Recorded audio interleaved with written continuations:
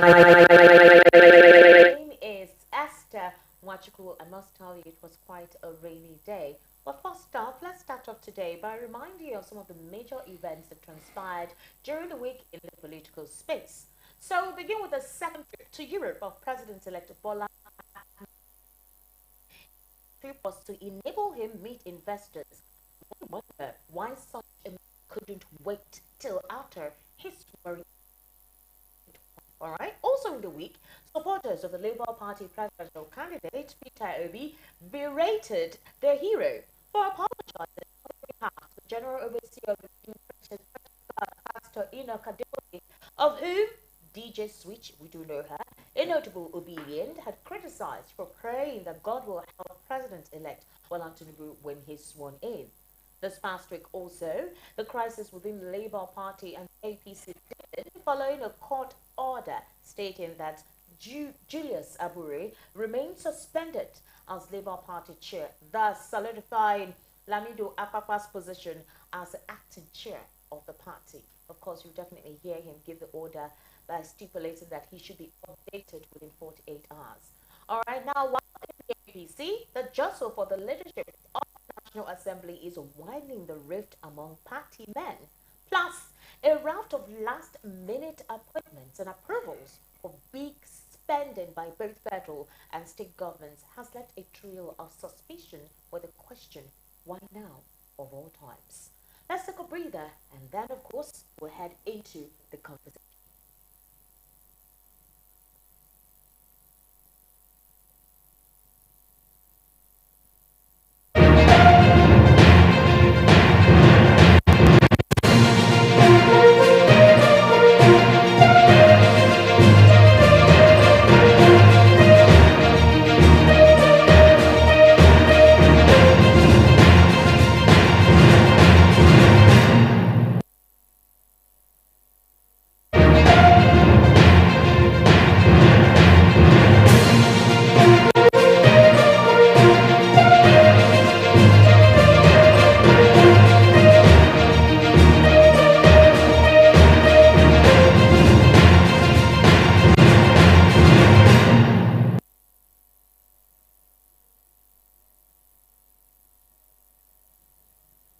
All right, welcome back. Now, from a controversial journey overseas by President-elect Bola Ahmed Tinubu for the second time, with just days left to the swearing in, to the crisis within his own party over the allocation of National Assembly leadership seats, and then to the drama that continues to play out within the Labour Party as to who its chairman is, plus members of the Obedient movement berating their hero for apologizing to Pastor Adeboye. These and more in the picture today. However, you know that I will not be alone in having this conversation. In the studio, I'm here with a legal practitioner, Pastor Joe Nwokedi, who is a political commentator and, of course, an enthusiast as well as, of course, a social affairs commentator. Barrister, welcome to the Sunday Spotlight. Good evening, viewers. I greet all of you. It will be a wonderful moment. Barrister, it was a dramatic event this week. Trust me, from the tussle within the Labour Party, who is chairman, who is not, to Peter Obi actually stating that he will be president, whether now or any other day. It is a certainty that will come, and of course the Obedience as well, who are berating their principal, part of with the APC, the All Progressives Congress. President Muhammadu Buhari has been quite mum over some certain things that have been going on within the party. I think one would say that he just wants to step out and go and rest in his home. But the president-elect traveled out of the country, and questions arose, what exactly are you traveling for when you have a few days to your inauguration? Why not stay put? In the process of him traveling, there's been a crack within the All Progressives Congress for the speakership position and, the Senate president. Now, they have chosen some persons, to actually occupy the seat, but then some members within the All Progressives Congress are not comfortable with that. Now, while he traveled, the spokesperson of the APC has actually spoken, Bayo Anonuga, and he said the president had to just leave the distraction. He said he's literally overwhelmed, and it is important for him to try and just stay out of the entire challenge that is pressuring him. The question I want to throw to you is this. When he was campaigning, weren't promises made? And the point that we'll have to even look at is the fact that now somebody, we know the involved in the office of the president. The burdensome nature of that office, supervising all the parastatus ministries, receiving briefing from security apparatus, government agencies, other departments of the government. So it is a very, very tasking obligation. So for elect that has not been officially sworn in and saddled with these responsibilities, to begin to see that the country is having distractions, that he needed to go and rest and go and put himself together in a foreign country, it's a big embarrassment to the country. It's a big embarrassment to Nigeria. Even if the president-elect has decided to have a place to rest, we have so many places in Nigeria that he can choose as an avenue to go and have that quiet rest. But the question now is it the time to rest? Is that the appropriate time for that to happen? This is the time you begin to lay a solid foundation, begin to interact with people, begin to interact with the would-be ministers, the would-be ambassadors, the would-be heads of parastatals, the would-be occupants of so many offices. It's now that the intrigues, will commence, because we don't want the situation where what transpired during the time of President Muhammadu Buhari's inception of office to happen. That took him almost 6 months or close to a year for him to appoint ministers. How he appointed almost career politicians that never, till today, rendered marvelous services to the nation. So I wouldn't know why the president-elect will be traveling out of the country to go and rest. And it wasn't long that he came back. They say he rested. He spent almost 30 days before he came back after the campaigns. He came back to prepare for his inauguration. And now inauguration is coming. Senior presidency has been micro-zoned to the south-south, and also individually zoned to Apapa-led. And now some people are saying, look, we can't go with this. Why should the office be zoned to an individual? They should have been thrown open to like a zone or south, the micro-zoned to an individual. Some of them are challenging that. The one that was zoned to the north and the rest of them, some are saying, look, we don't want this. His presence is needed for him to like weather that storm, talk to the party leadership, find a way to reconcile some interest groups, some disagreements, and come with a blueprint on how to put in his own efforts towards emergence of senior president. Although in a civilized society, he's not supposed to be part of that. The National Assembly is an independent arm of the government, which is the legislative arm of the government, and should be allowed to conduct their affairs without any interference from any quarter or from any individual, in as much as whatever that might be the outcome of their deliberations or their choice will serve the purpose of the nation, also act as a check on the executive. But unfortunately, we are no longer saying that. We are in a democracy that the president will be consulted before the senior president will emerge. President will be conducted before the speaker will emerge. President will be conducted before deputy senior president, before deputy speaker, before chairman head of the chief whip, before chief clerk of the house. Everything must be the choice of the president, and in the end, we'll have a rubber stamp legislative arm. And that's why you see borrowing effortlessly going on. President can forward a bill to borrow 500 billion, 301 trillion, $2 billion, this and that, and it will be approved without interrogation, without questioning. And that's why the country is going down the drain. So what I'm saying is that, one, I vehemently condemn the decision for the president-elect to travel out of Nigeria for whatever reason. Even if it's on health purposes, he's supposed to receive medical treatment in Nigeria. The Nigerian population, millions of people in Nigeria, receive their Medicare here. That is only when our doctors will be returned in Nigeria and provide their services here and have big patients. That's what they call their own clients. They call them patients. Also have big patients being treated here. Now, this is a scenario. Apparently, the House, the ruling National Working Committee, nominated Govt and Agitating. Govt, who, of course, we already know that he is one of the strong members in the Senate. Now, that caused a rancor, within the APC. And then a lot of members are saying we cannot allow that to happen. We delivered our constituencies to the president-elect. So this is not the agreement that we had. That's the same material. But Kashim Shettima said something. He said he's trying to avoid the conversation that has been, let me not call it a conspiracy theory about Islamization. So that they're trying to avoid a scenario where they pick the speakership and the Senate president from the same faith. Plus president and vice president. Plus president and so vice the first four set of people in the country will be from the same religion. The same religion, exactly. But then others are saying, no, it's our turn, right? Regardless of whatever it is that you think, we believe that it's all about competence and shouldn't be about where you're coming from or what faith it is. No, if you have to look at competence, I'm not spokesman for Ababio. I have nothing to do with him. I have serious respect for him when he was in PDP because of the way he was able to weather the storm as an opposition. I thought he would have sustained that tempo. The moment he came to APC, he lost the way my support as his kind of fan.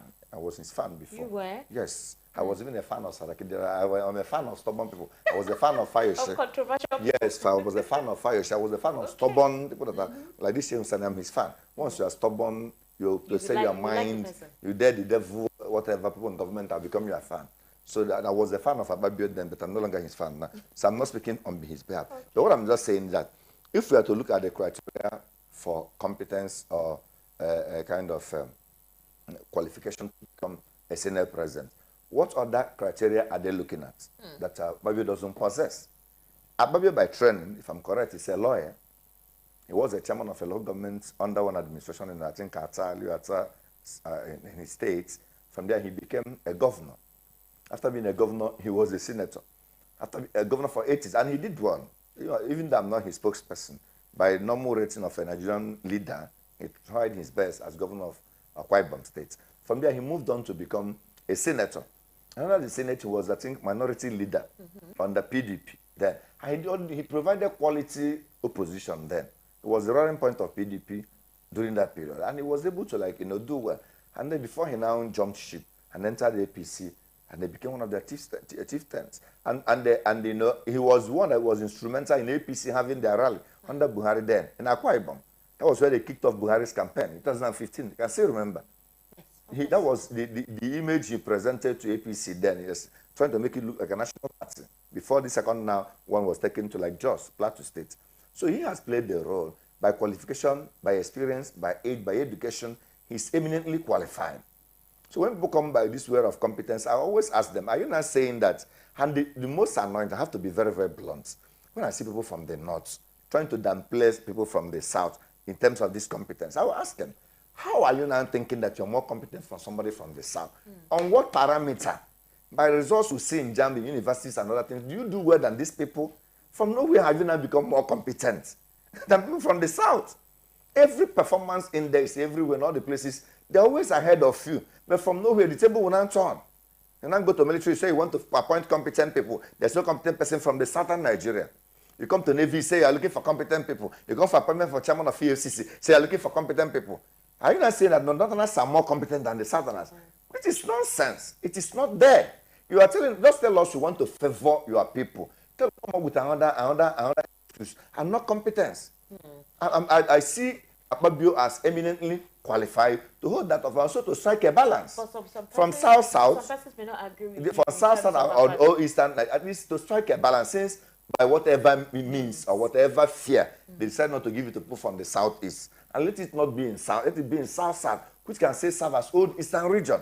Okay. Since Southwest has the president. And also, from a kind of a system that has been in practice now, the Senate president is always coming from the same zone with the president. Throughout the tenure of Buhari, it's not Lawan and the rest of them, they're not from the north. It was in Obasanjo that actually tried to make it after that did it. Obasanjo also did his own from the south. Akadibu and the Nwerem and the Evans and Nwerem and this Kenaman and the rest of them, Pius, they were all from the south. It's only Jonathan. Under Jonathan, that Senate president came from the other region, that's David Mark. It was always with the side of the president. So what are they now making noise? And vice presidents are already from the north there. And speaker is coming from the north. And they also want Senate president to come from the north. And Nigeria, no, I'm very getting angry. Nigeria is going down. Why are they dominating everything? Don't get angry. It's going down. Don't get angry. Where are you leaving Nigeria to? We have a lot to talk about, so don't get angry. I need this passion for the other conversation that we're getting into right now. So please, don't get angry. Now, this has allowed some aggrieved aspirants to form a coalition to choose a speaker. All right. Now, the speakership position, of course, of the National Assembly has taken a new turn as aspirants are now seeking to form a consensus candidate to tackle Tajuddin Abbas. Now, you call Betara, you recall a couple of them actually together who are saying, no, we're not going to allow this continue. If you think you can just do your imposition, we're not going to sit for it. So they feel, pardon me. So they feel that Idris Wase, Aminuja, and Sada Soli, they allied in a bid to battle Abbas, the candidate of the endorsed by President Bola Tinubu. What do you think they will have a strong the problem, or a strong grasp? The problem I always have with these people, I hope what actually happened on Saki and Ekweremadu will also happen again. Because when a ruling party is just like arrogated himself to the position of almighty, all are all, you always think that, you forgot that Labour Party has people in the National Assembly. Forget that PDP has chunk of people at National Assembly. You only focus on your party producing all these offices because you believe that maybe others have been relegated to like irrelevance, which is very, very embarrassing and very disgusting. Within their own caucus, now they always project APC people, but under the Constitution, there is no law that says that the Speaker or the Senate President must come from the ruling party. Just because these other people always play code, because basically the ruling party may have a greater number of people in the National Assembly. They always want debates. If you can present a candidate and then support your candidate, you can also go and get some people from the ruling party and join to present a candidate. So you must not always allow the ruling party to always dictate to you who will be the Senate President, who will be the Speaker. If their number, they cannot on their own vote a Senate President in. I don't think they have that two-thirds of the two-thirds. Do they have that two-thirds of the majority of that number? I doubt if they have it. Both Senate and National and the House of Reps. I doubt if they have it. They'll still need to consult with people from other parties. So you saying that the minority group have come together? They have to come together. Yes, there was a stem like that when Evans and Warren was having issue with Okadibo. Ekwem actually projected Evans and Warren. The Senate caucus projected Chuba Okadibo. Evans and Warren knew that PDP members did not want him. They actually wanted Okadibo in the first place. So what he did was that to rally with AD, Alliance for Democracy, and AMPP members and some faction of PDP, and he won. It was when they now removed him based on age forgery or whatever that Okadibo came in. He won. He defeated them. So we should not always, depend on all this, gangsterism by the members of the ruling party. We should also try to know that this is a national leadership for the whole Nigeria. They should go and get someone with charisma, with capacity, with competence, integrity, and the passion to deliver and make Nigeria great. And not always look at what will favor the party, someone that will be the loyalty and allegiance will go to the party. These are the reasons that the country is going down on a daily basis. Okay. So whatever they are doing there, it is under the constitution, they have the right to vie for that office.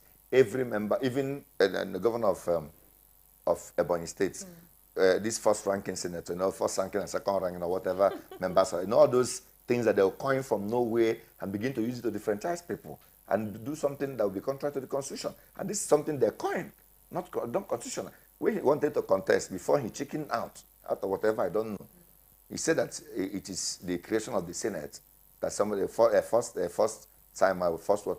ranking officer cannot contest election. Under the Nigerian constitution, they stood on every senator and every member of the House the right to contest. And talk to people, let them know what you are, present your blueprint to them, convince them. They can vote for you.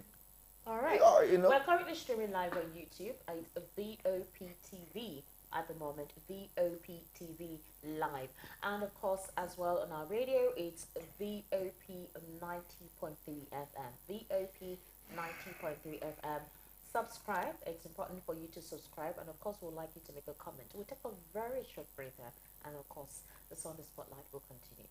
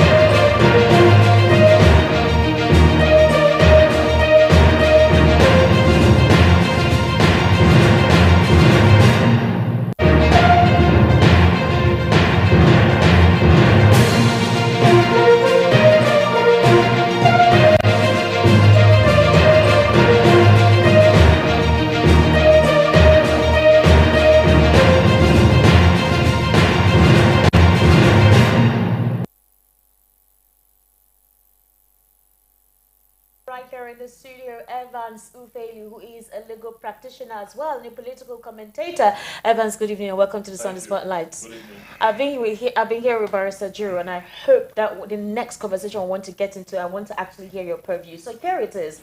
The presidential candidate of the Labour Party in the 2023 general elections, Peter Obi, has condemned social media attacks on the general overseer of the Redeemed Christian Church of God, Pastor Enoch Adeboye. He has also distanced himself and members of the Obidient family from what he described as a campaign of calumny from opposition ranks. Now, Obi made this statement from the Obi Dati media office on Wednesday, which was signed by Diro Onifade, and I want to actually read it out to you. He said, "We wish to state categorically that supporters of Mr. Peter Obi, like their principal, have great respect Adeboye and therefore are not involved in any social media hounding or the revered man of God, most especially over a statement he did not make." The statement went further by detailing how desperate opposition political operatives orchestrate a ruse and blame it on the Obedience, a political maneuver they say has failed back to back.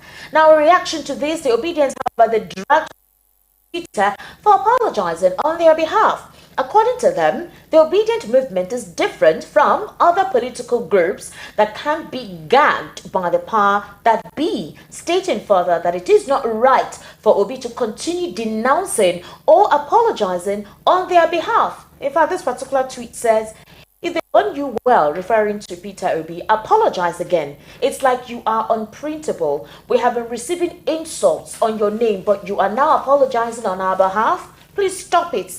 An angry supporter actually made that quote. And of course, we also have a former Kaduna Central Governor, Shehu Sani, who tweeted. He says, "Asiwaju, Atiku, and Buhari never denounce or apologize for whatever their supporters say or do.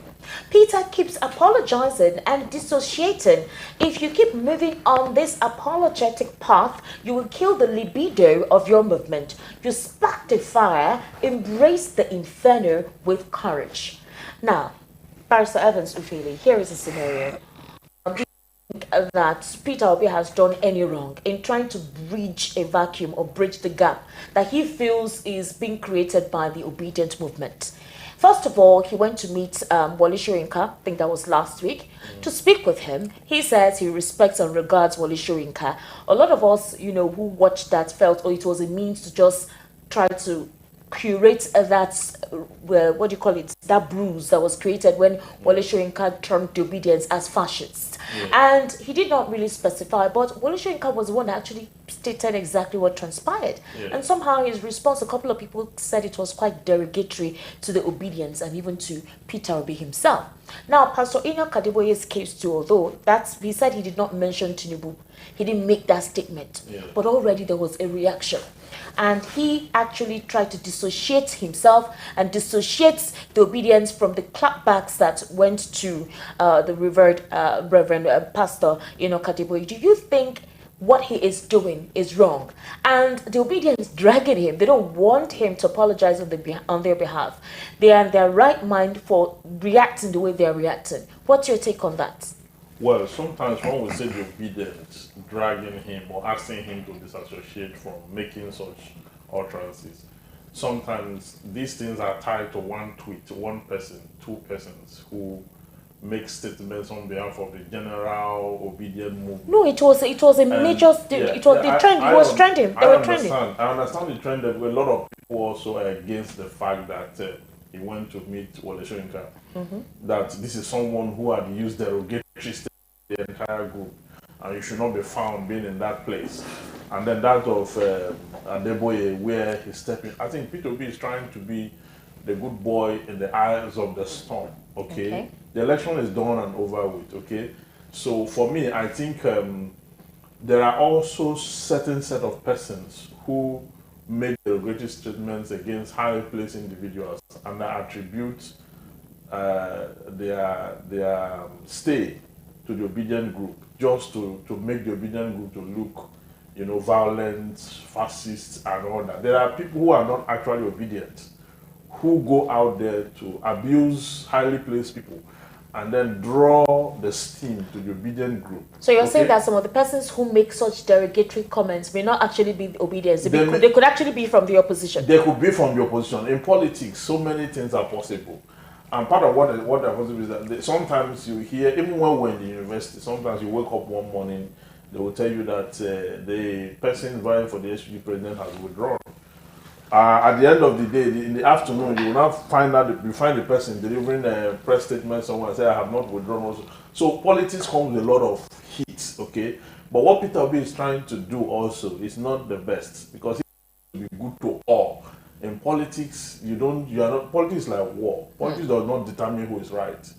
War does not determine who is right. It determines who is left. So you're agreeing with what Sheikh Husani actually said? Yes, he cannot continue to be the good boy in the eyes of everyone. Do you think it's just him being humble? Well, the humility is not serving the purpose, because see, these supporters have said it even times without number that even himself does not even have the right to withdraw from the movement. You remember the build-up to the movement, and the movement is so strong. Peter Obi should know that movement is the only voice left of the Nigerian state. It is the new order. It stems out from history. It stems out from the NSAS protest, where a new voice came out and said, we want a neutral position. Now, that force also culminated into his support, because he communicated effectively to the common man.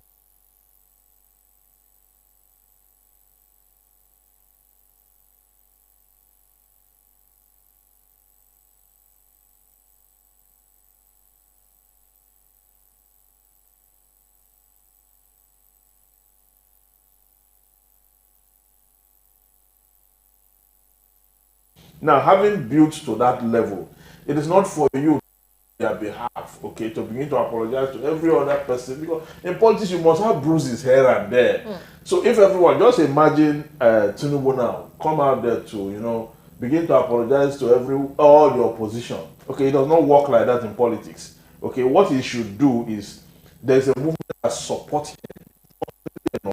What he should do is to detach himself from the emotions of those whom his movement has infringed upon. He need not, except perhaps he consults with his movement, okay, before setting out to do some of these things, because they are looking at it like this man is taking us for a ride. Even at all our support, he seems more with the opposition than he is with us, okay, in the fight. And people will always make utterances, and they will feel betrayed when the person whom they support goes about apologizing and flourishing with. He has made certain statements in the past that so person is his elder brother, so person is his leader, and these are people who were against the movement to bring him. The article said some time ago that Obi is too in haste to become Nigerian president. But the same Obi went on to say that Atiku is his leader. Because they contested together sometime in 2019 and all that. So this kind of expressions, it causes it sprays a dent on those who are following him and say, no, this is an independent movement. We are following you, you are leading us, okay? So I think if he has to do any of this henceforth, he needs to consult with his followers. It's very important. Okay. Barrister John Wokedi, there are some other critics who believe that the Obidient movement is now so big for Peter Obi that he no longer has control of the movement, that the movement has gotten out of hand, that he has no choice but to play to the whims and caprices of the movement. An example was given with the fact that the case at the Election Petition Tribunal, that possibly Peter Obi has actually accepted defeat, but he's afraid to actually do that or admit anything because of how huge the Obidient movement has gotten, that they're literally controlling him. It's gotten out of hands now that he can't even say or do anything otherwise. Now, this brings us back to the scenario whereby he was being dragged by followers. They complained and said, don't apologize anymore. What are you apologizing for? We have been killed, we have been malnourished, we have been starved, we've been insulted. Some persons have called them obedience. Some people have called them daft. Some persons have called, and now you're now apologizing. Why would you do that? Do you think him trying to maintain a stance of true leadership, humility, and having a principle as a man of poise without the negative aspects that would paint him as someone who supports hostility and violence. Do you think him having to discuss charisma is wrong? For me, like my learned friend here said, myself, I played politics in school. Yes, I went to Senate. I was a governor of one of the largest senators. I was into a switch. So, people at a point, you may even be overwhelmed by the level of followership you may have, and certain things people will do because of you. Maybe you may that was when I was going for election. Somebody discharged himself from the hospital against doctors' advice. He said he would rather die, that if they leave him there and he's not part of that election, then he will die in the hospital. And they gave him advice not to go for the election. Travel all the way from Enugu. When they left, he removed all the syringes or whatever. They sat hospital, entered the bus and came to school to vote. Although he voted, he also supported me. So imagine that kind of level of commitment to his own life. He said he has so many people he needs to talk to that without his presence, those will not vote for me. And he discharged himself, contrary to doctor's advice, and came down. I was my classmates. We were all in the same faculty, we were in the same class. So, as a leader, it has gone beyond certain levels. So the emotion of that person must be considered when you want to take a decision. It's no longer just me then. I was so scared that my classmate can do this. What if he has died? After the election, that very evening, he went back to hospital and got admitted again. So, like this obedience movement, so many people that sold certain things they have. So many people supported it in their various groups, brought out money for t-shirts, for a lot of things. It was a campaign in Nigeria. All Nigerians taking charge, taking ownership. People sponsoring a lot of things. At the point they were saying we were not giving shishi. It was their own money. It was the tweet officials' money he spent. Most of the rallies that people attended, they funded their movement. They are going there. People like us also, in our own various ways, for little we have put it in. Likewise, so many Nigerians. So it's not a kind of something he will just on his own decide to come and begin to make comments. He has to consider the mood of the people. He has to consider the passion, the drive they have for the movement. And also need to understand that, look, in as much as you are the person that these people are looking up to as the head, somebody they so much believed in, they might be emotionally injured if you go ahead to do certain things that will be detrimental to their own feelings. And it's not going to, yes, in Nigerian politics, we need to be careful. You don't stop too low. You don't present the perspective of a weak person. Because Nigeria is a tumultuous, turbulent country that certain kind of authority must be exerted. A leader before you can weather the storms in Nigeria. So now, but you cannot say that the movement is bigger than him. The movement projected him. He's the human face of the movement. And in this election, you also understand that this is a movement that people caricatured, people called no structure, people called people tweeting from 2 rooms, people called them obedience, people called them obituary, people called them all sorts of names. And in the end, they were able to do the unthinkable without having a serving senator, having a serving governor, an ambassador, a minister, a local government chairman. They were able to pick 12 states. You have to respect them. These people calling them names, do you think they were trying to downplay on the tempo, like my learned friend here say, on their enthusiasm, on their push, by trying to give them a bad name, not to hang them, and they're trying to apologize. You can, and again, P2B should not be taking these things personally. It should not be a personal thing. He has spokespersons. If they say something wrong, let his spokesperson respond. Even if they want to apologize to the boy, let the spokesperson. Yes. Who responded. No, this is Wole Soyinka, he even went there. You don't need to do those things. You don't even need to. Certain issues, you pretend as if you didn't see them. There must always be a cause and effect relationship. Without a cause, there will be no effect. If somebody can just and make statement that will be controversial, he said that he that brought ill-gotten woods will not complain when lizards, they pay him visit. If they have shut their mouths without controversial things, people will not respond. Under citizens of Nigeria, under Section 39, they have freedom of information expression and other things. All right. That's my point. Yes. They have the freedom to express themselves, even without P2B, or P2B or no P2B, as citizens of Nigeria. They have the embedded power under the law to say them. So why are you possessing on their behalf? For me, they have warned him. For me, he should listen to that warning. Because no matter whatever P2B is, obedience movement made him that. Okay. They made him that, so he should also consider the emotion.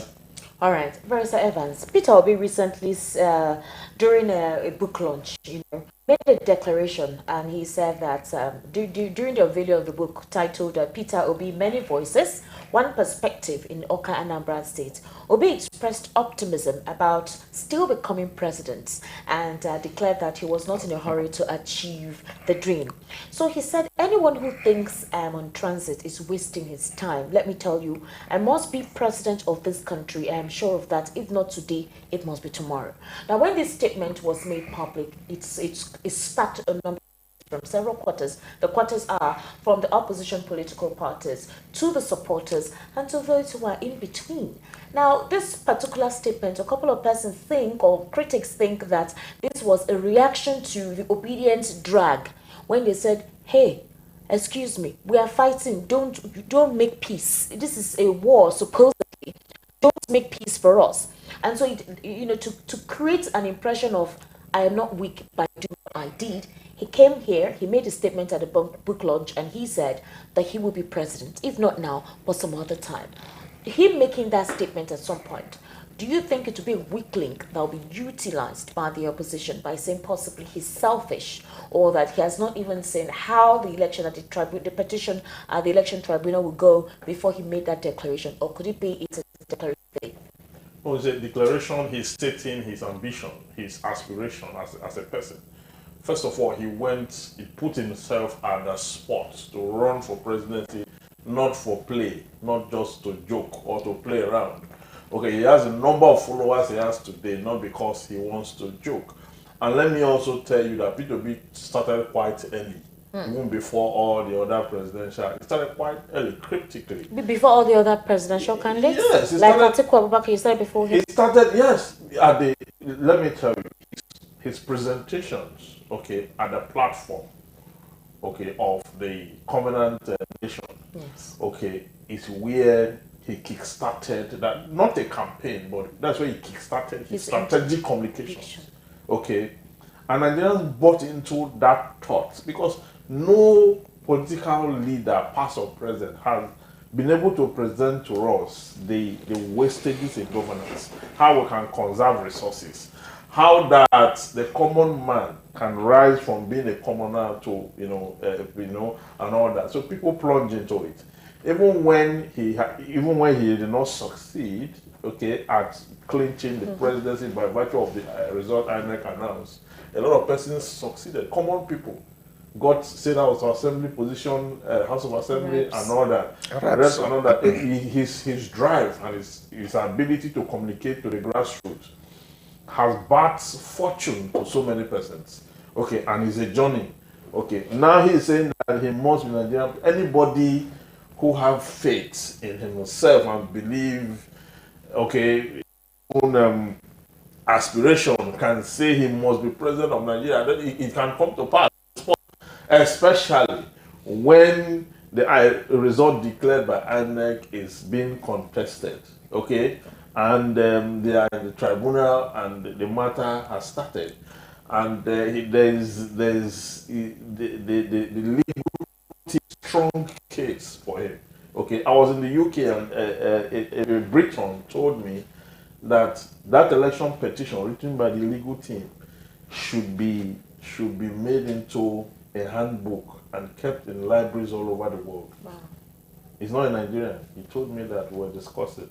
Okay, he's a well-prepared. If you're a lawyer that have insight, you will know that. I'm not saying that will make him to win or lose. Okay, but I'm saying a good job was done there. So he has a right to say what he's saying. He's not declaring himself president. That he will become. Okay, and having said that, I think that should be respected. Anybody have that? He's of age, he's a Nigerian, he's qualified, he has contested election, now he's in the tribunal. The election process has not ended because it goes beyond the day of election and the result of INEC. Now it has been subjected to judicial review via the petition, presidential, which is the appeal. Okay, now and you can file a case and believe that you have merit and that it will turn out in your favor, and you can say so, regardless of what the opposition have to say. And the opposition will twist it, turn it, Some they may even go and say he's declaring himself president. Some will say it's treason. You know, in Nigeria, everything you do now is treason. Some people will say all sorts. But the truth is that he believes in himself and he believes he's going to get justice. So let's watch and see what happens on there. All right, so here is another scenario, and this is to you, Barrister John Wokedi. Federal High Court, all right, has dismissed a preliminary objection by the national chairman of the Labour Party, Sabura, and 3 others over their suspension from the party. Now, Justice Hamza Muazu, in a ruling on Friday, held that the court had the jurisdiction to hear the matter and make the order restraining Abure and the others from parading themselves as national officers of the Labour Party. The National Secretary, Umar Farouk Ibrahim, the National Treasurer, Oluchi Okpara, and the National Organizing Secretary, Clement Ojukwu, who was suspended on April 5, had filed a motion challenging the court's powers to hear the matter. Now, arguing the motion, counsel to Abure and 3 other national officers, Ben Nwosu Esquire, said the matter was an internal affair of the Labour Party, which the court lacked jurisdiction to entertain, as it was, therefore, non-justiciable. However, Lamidi Apapa, responding to the court ruling, stated that lawyers representing the Labour Party at the tribunal should give an updated brief to him within 48 hours. Let's take a listen to Lamidi Apapa, where he made that statement. Immediately, the injunction from the court came on concerning the fact that Julius Abure remains suspended.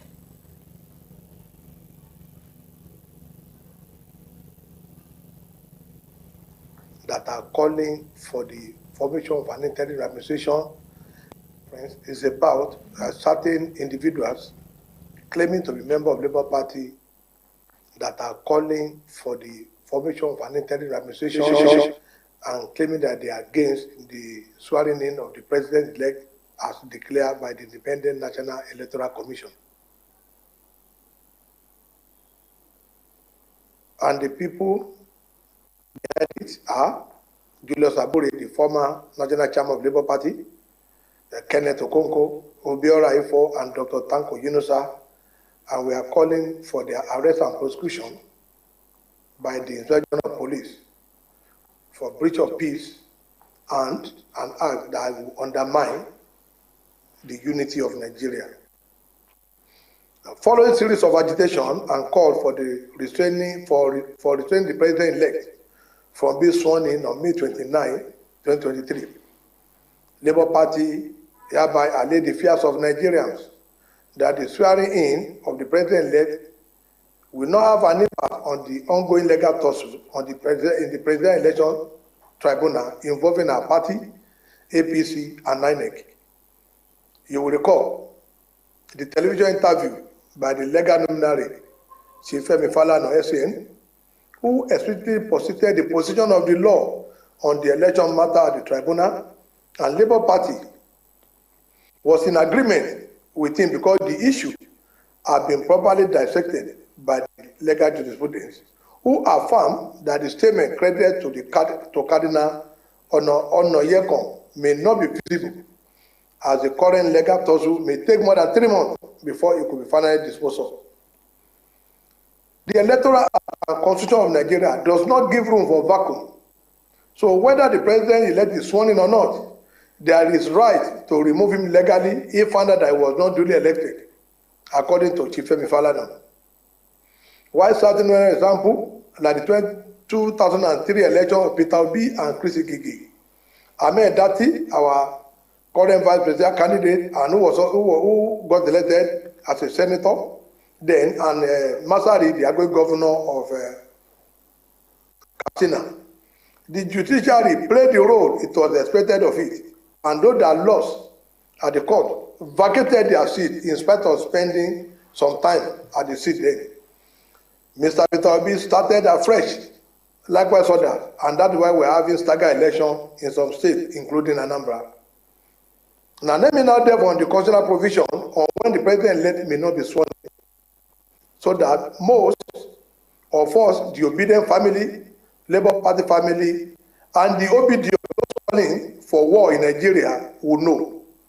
Section 136 of 1 of the 1999 Constitution as amended states, if the president-elect die before taking oath of allegiance and oath of office, the vice president will be sworn in as president the vice president-elect, who is now the president, will nominate a new vice president with an approval of a simple majority of the joint sitting of both the Senate and the House of Reps. Section 136(2) of the National Constitution as amended states, where both the president-elect and vice president-elect die before they are sworn in, the INEC shall immediately conduct an election for the president and the vice president. Now, constitutional provision on when there is a vacancy in the presidency. Section 146, sub 1 of the National Constitution as amended states as follows: where the office of the president is vacant and as a result of death or resignation, impeachment, or permanent incapacity under the siege of political vampires, political buccaneers, predator, and emergency democrat, where some civilian in military camouflage want to conspire with the dictate of informed Nigeria to stage a coup d'etat against May 29 Nigeria. That we will not support. And we also want to challenge our president candidate that on a moral ground, he needed to be found on the side of law, because we must show to Nigeria that even if victory is given to us at the president election petition at the Court of Appeal or Supreme Court, other candidates will respect it. Therefore, once we want that candidate to respect the decision of the court in our favor, we must also respect the decision of court against us. Thank you very much.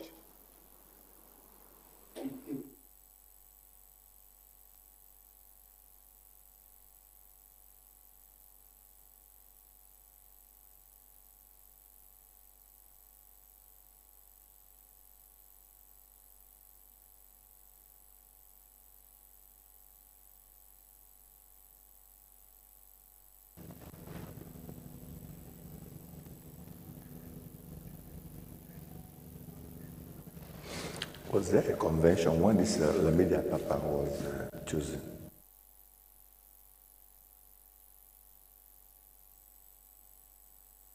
I think there was a mix-up.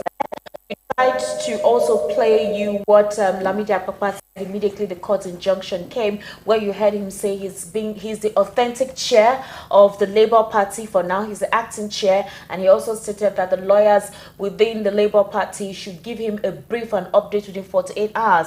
You also heard Abayomi Arabambi, factional publicity secretary of the Labour Party there, where he gave a press conference describing the fact that those who are parading themselves as national chairman of the Labour Party have gotten it wrong, and that they do not believe that the president-elect should not be sworn in as much as the case is still at the election petition tribunal. It should continue, but that they are in support actually of the president-elect being sworn in. And if by any rights the election petition tells the favor of the Labour Party, then things will be duly done.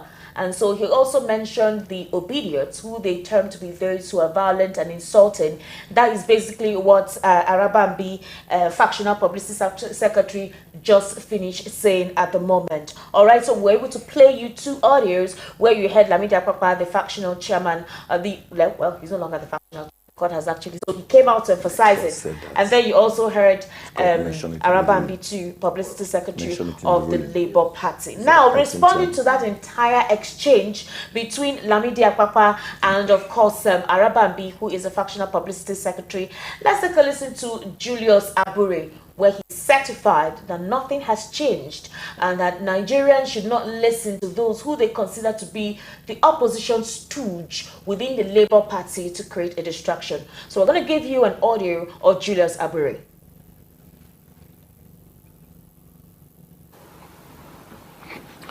You can see that I'm speaking to you live. I'm making this broadcast from the office of the National Chairman of Labour Party. This is my office, and I'm here. Apapa is not here. Nobody is here, so I'm here. So no court has suspended me. The matters are in court, and we are dealing with it. We are very sure that at the Court of Appeal, we will be able to get justice. It has come to my knowledge that mischief makers like Apapa and his group are busy carrying out propaganda and misinforming members of the general public. I know that members of the public already know them and know where they stand. But for the purpose of putting the record straight, hence it has become imperative for me to make these few clarifications. First, that no court has suspended me as the national chairman of Labour Party. I need to state here ab initio that I remain the national chairman of Labour Party. We are in court, and yesterday in court, we had raised objection to the preliminary objection to the entire suit, and the court only ruled that they have jurisdiction to hear the matter. Nothing more, nothing less. And for them to be going around town saying that I have been suspended by the court as the national chairman of Labour Party, we show to you the high level of desperation and the haste for these charlatans to satisfy their paymasters. I therefore want to urge all Nigerians, urge our party supporters, urge party supporters to disregard the information being transmitted and carried by Apapa and his cohorts. It is very clear that these are people who does not mean well for the Labour Party. Even if we have disagreement at the national level, is it enough to be withdrawing election petitions across the state? As I speak with you now, the Apapa-led group is busy moving from one state to the other, withdrawing election petitions that is filed by successful candidates of the party. Last week, we raised alarm over plans to withdraw and work against Peter Obi's petition. That plan has not been completely jettisoned. They are still working on it, but we are waiting for them. We are ready to continue to provide leadership for Nigerians.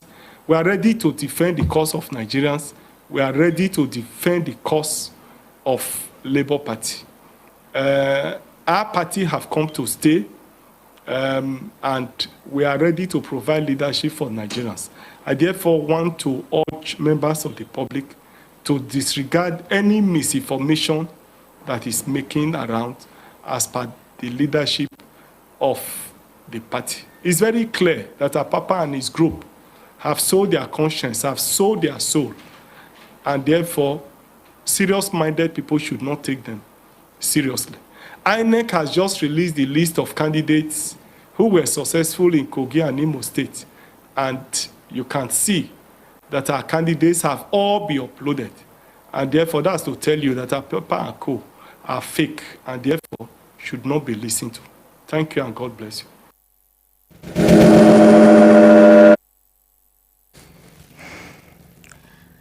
All right, welcome back. That is Julius Abure, who is literally saying that whatever it is, that is whoever it is that is parading themselves as a Labour Party acting chair is false.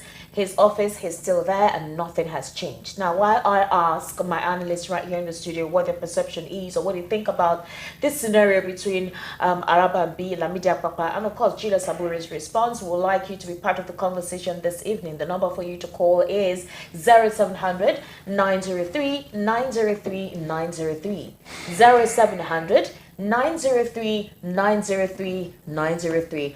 And of course, you can also send us messages on WhatsApp on 0700 903 9039. Our WhatsApp number is 0700 903 9039. And the number for you to call is 0700 903 903 903.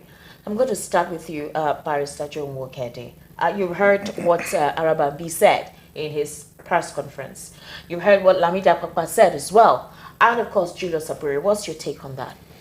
Yeah, I've heard them clearly. They are trying to twist the ruling of the court. Yes, from everything I understood from the whole thing. From everything, I discovered that Abure was suspended on the grounds of fraud, embezzlement, misappropriation of funds, and other things. And then the matter was taken to court. Then Apapa, I don't know, maybe he's parading himself as national chairman of the party too. But I don't know the convention where he was elected.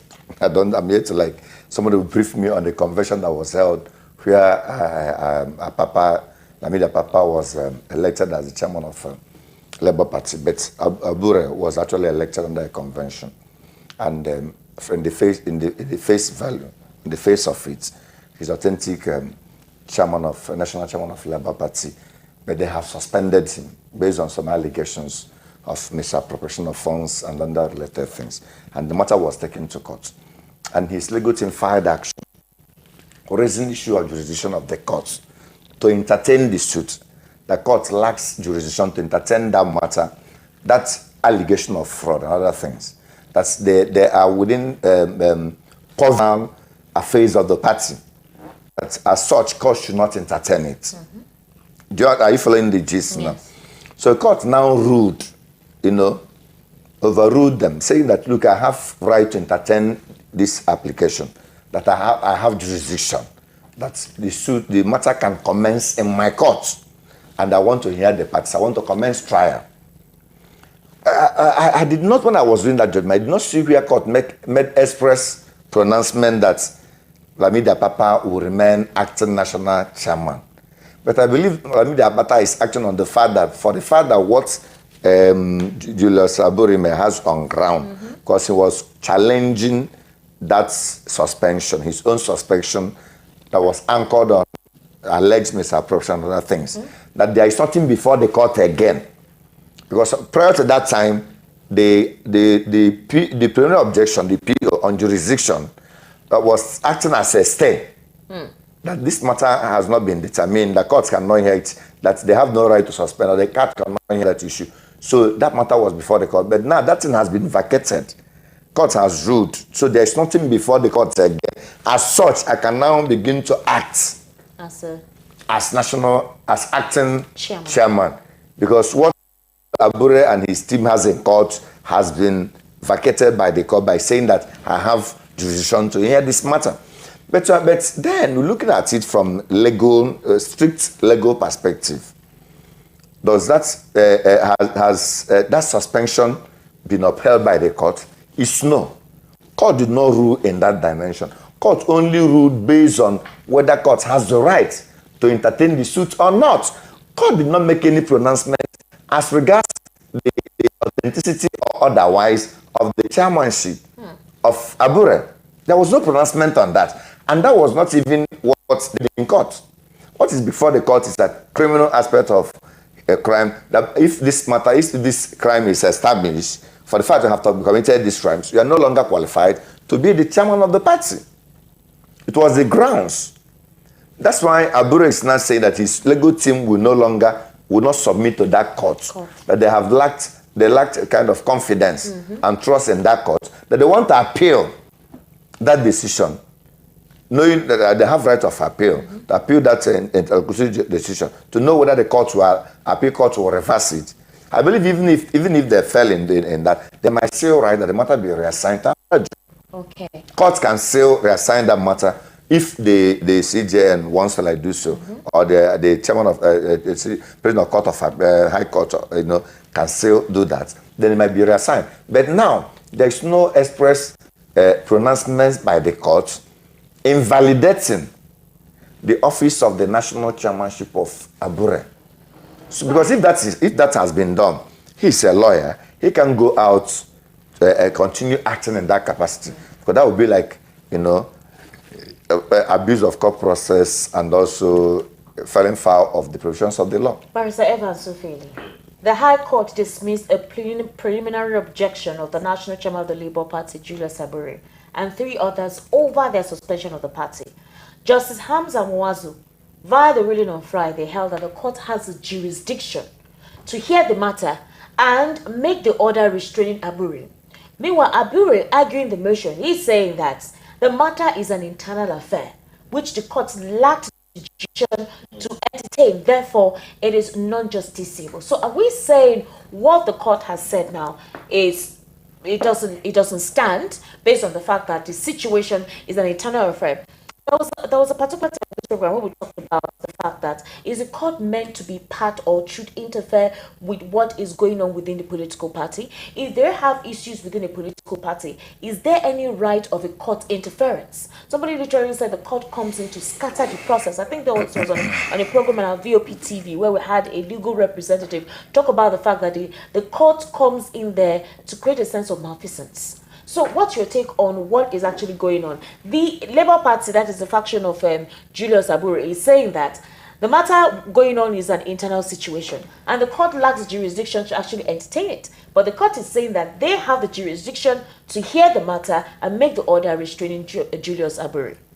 Yes, if you look at the Electoral Act, the Electoral Act have a provision where matters of internal affairs of the political party is supposed to be resolved in between the political parties within the mechanism. You have to submit to the mechanism of the party to have such resolve. It's there in the Electoral Act, but when you extend it, now the party has gone to a conventional, okay, to say that because they were suspended, okay, to say that this suspension was wrong so that they can be reinstated. And now a preliminary objection to that effect, but the court is saying it has jurisdiction. Now, there's no one who can say that the court does not have jurisdiction, even if there is a law there except on appeal. Okay, it's also another court, okay, of competent jurisdiction that will state whether or not the court of first instance has jurisdiction or has no jurisdiction.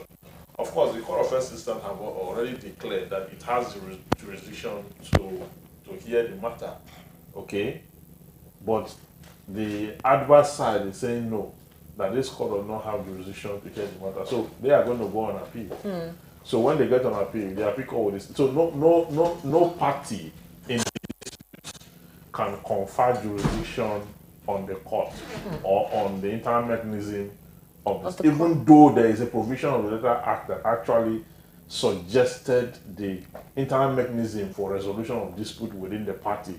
Okay, but if parties have overstepped that and they are not in a conventional court, the court has made its own decision based on certain issues, saying that okay, we have the decision to determine this matter, and it is an interlocutory ruling, okay, not the substantive suit now, because it's a response to a preliminary objection.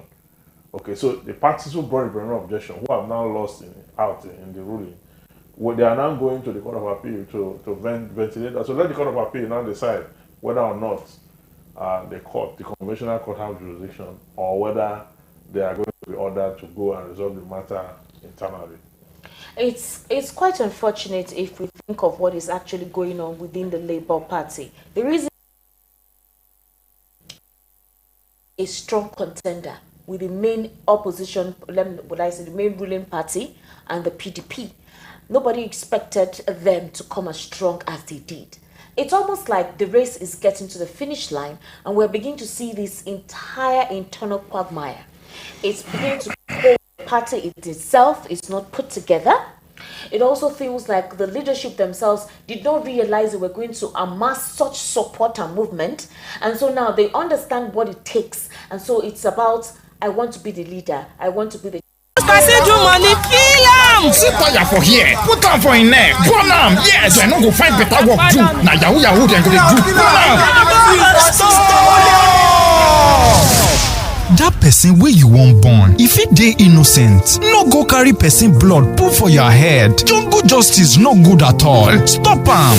You wey light the fire, you no get heart. Say no to jungle justice. You uncle, we follow for the crowd they look where then they burn person. You no stop them. If they do you like film, abi? Your hands self no clean. You fit enter gbege. Stop the lynching. Stop jungle justice. Under the criminal law for Lagos State, person wey start jungle justice, those wey support am and those wey just sit down look, all of them fit rot for jail. My name na Benjamin Hundeyin, Lagos State Police talk person. Stop jungle justice. This message now from Lagos State Police Command and VOP 90.3 FM. Every day strike, ASU strike, market women strike, even Kole people they strike. We don't become country of strikers. Even light self, they no fit give us. Don't run for motor. Even leg self, we get accident. Why una dey complain? Why una dey complain? No una dey collect bribe, dey vote Sokoloko Bango ṣe. Ìṣèjọba tó dára, òun là ń béèrè. Anyị chọrọ ọchịchị onye kwuru uche ya. Anyị achọrọ fi ọchịchị nchigbu. Ala ndeze teme ka muna so n'ekio. What do we want? Na make the rule us well. Don't take it for noise. It's the people's voice. They have made their choice. Respect that voice. for all to rejoice. VOP 90.3, Voice of the People.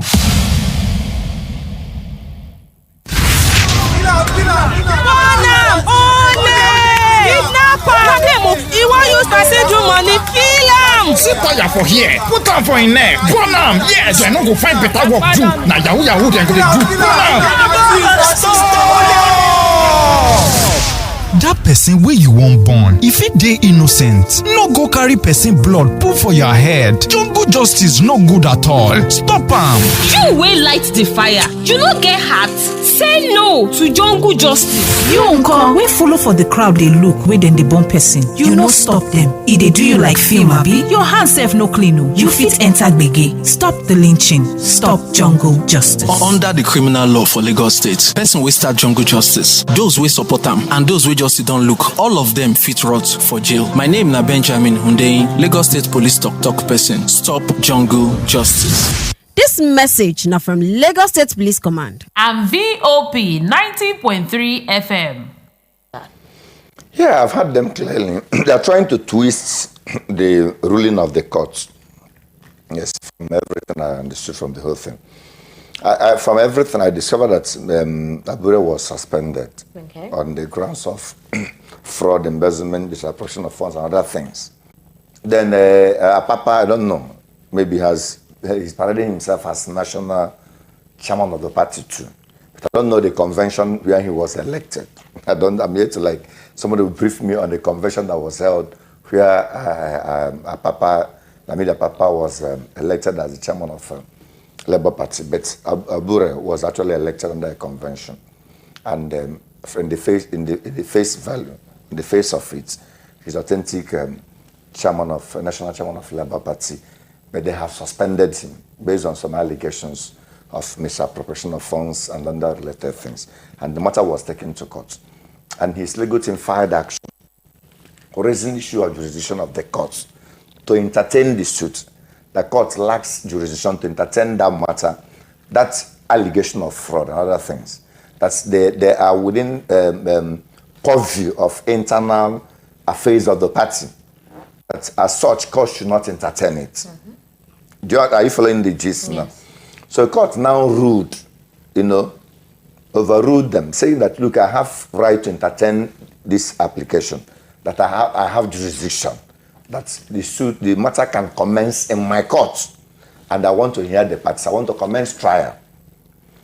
I did not, when I was doing that judgment, I did not see where court made express pronouncement that Lamidi Apapa will remain acting national chairman.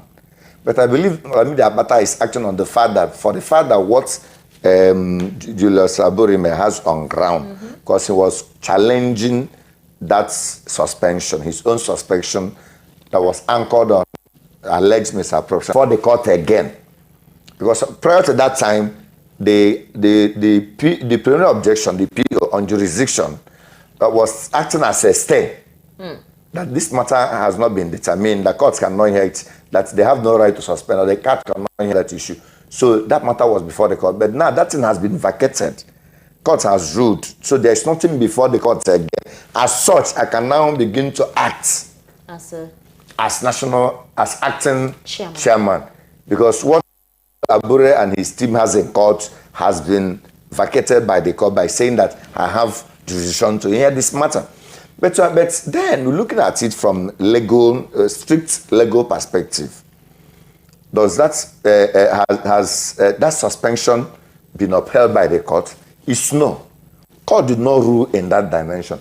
Court only ruled based on whether court has the right to entertain the suit or not.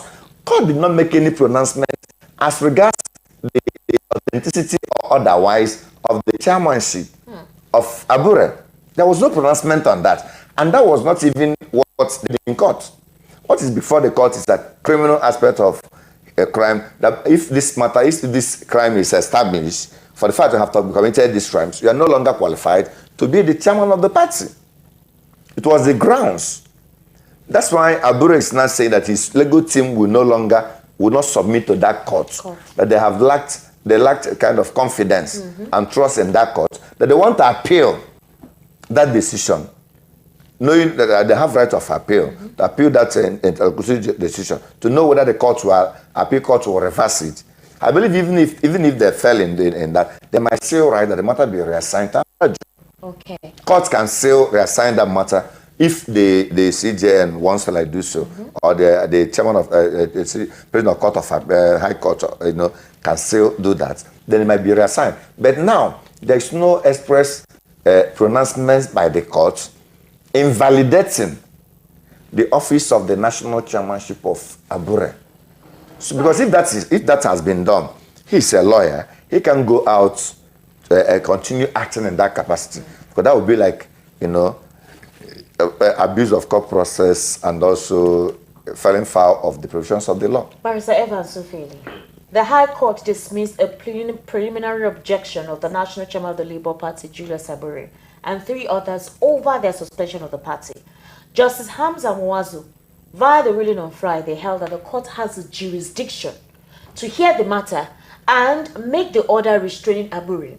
Meanwhile, Abure, arguing the motion, is saying that the matter is an internal affair, which the court lacked jurisdiction to entertain. Therefore, it is non-justiciable. So, are we saying what the court has said now is it doesn't stand based on the fact that the situation is an internal affair?